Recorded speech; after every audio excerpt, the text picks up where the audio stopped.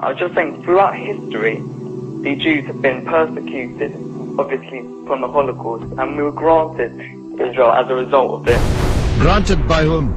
From Britain and other countries granted us that. Well, what right did Britain have to grant you somebody else's country? Well, it's due because we lost 6 million people. No. I'm not arguing about that. I'm going to come on to that. What right did Britain have to grant you somebody else's country?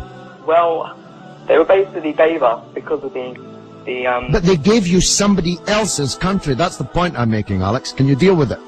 Britain granted you somebody else's country. I'm asking you, what right did Britain have to grant you somebody else's country? The Jews have suffered. They were subject to regular discrimination at best and murder at most. The one place in the entire world that Jews were neither discriminated against nor subject to pogrom was the Muslim world. That's why, under the protection of the Muslims, the Jews left Europe.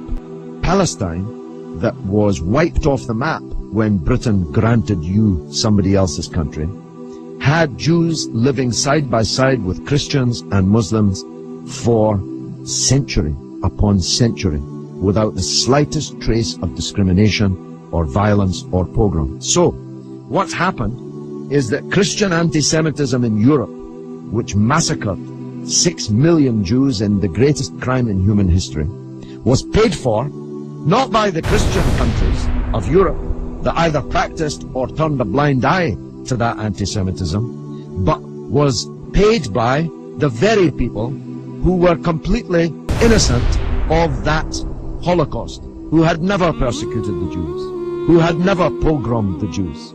And that seems to me to add insult to the injury suffered by a people whose country was wiped off the map, who were dispersed into exile, to make way for a Zionist idea which was granted to European Jews by Britain, that Britain had no right to give away somebody else's country. It seems to me an all-round injustice, don't you think, Alex? Yeah.